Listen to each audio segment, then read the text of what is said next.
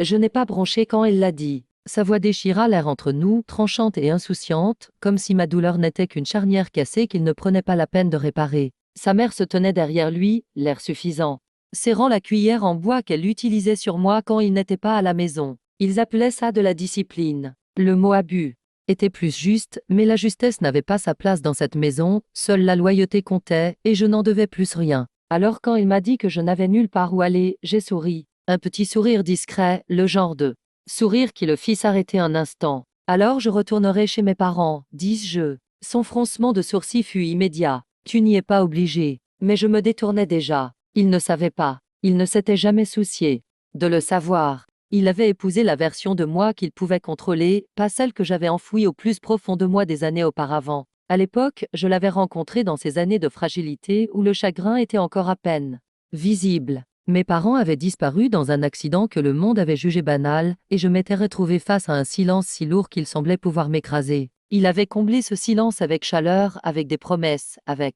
des mains qui restaient fermes quand les miennes tremblaient.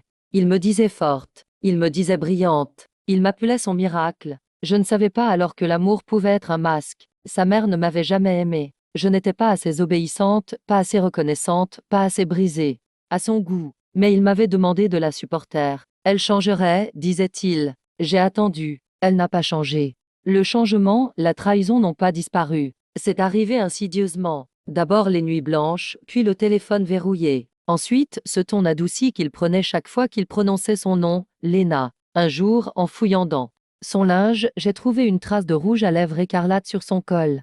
Je ne porte pas de rouge à lèvres. Sa mère non plus. Je lui ai tendu le t-shirt.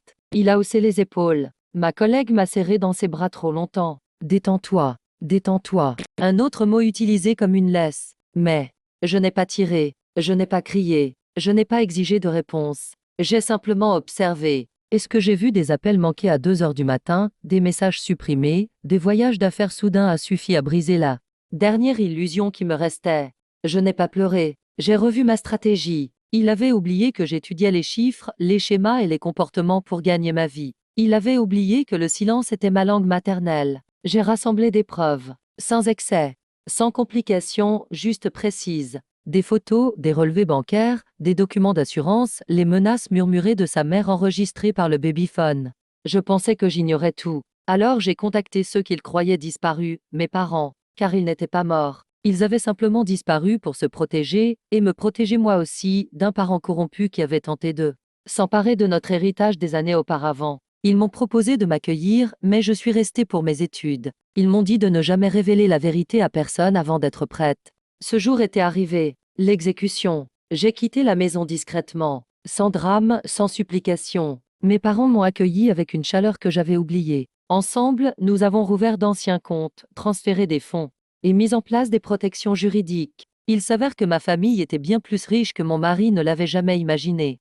Une fortune ancienne, des terres, des fiducies, des titres, le genre de richesse qui ne flanche pas. Et avec les documents nécessaires, nous avons gelé tous nos biens communs, toutes nos cartes, tous nos investissements, tous les comptes qu'il utilisait pour impressionner sa maîtresse. Il s'est réveillé le visage défait. Le point culminant.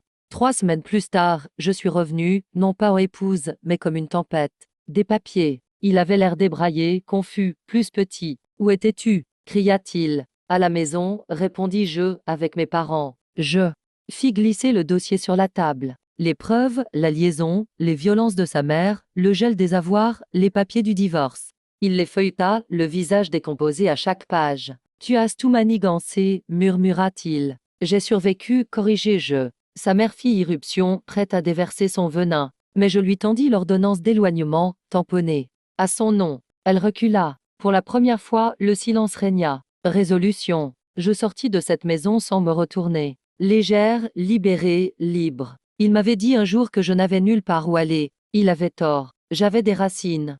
Le claquement final de la dernière chaîne qu'il m'avait jamais mise. Sur moi. La justice n'était pas bruyante. Elle était précise. Elle était patiente. Et mon Dieu, qu'elle était satisfaisante.